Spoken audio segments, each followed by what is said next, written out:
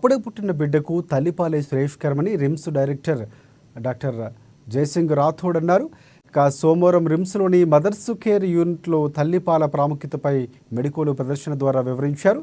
తల్లులు పుట్టిన బిడ్డకు మురిపాలు పట్టించాలనే అంశంతో చేసిన నాటకం అందరినీ ఆకట్టుకుంది.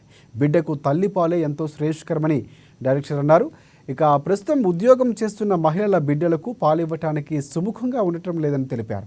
బిడ్డకు పాలిస్తే బిడ్డతో పాటు తల్లి సైతం ఆరోగ్యంగా ఉంటారని చెప్పారు డాక్టర్లు. బిడ్డకు రోగ నిరోధక శక్తి పెరుగుతుందని వెల్లడించారు.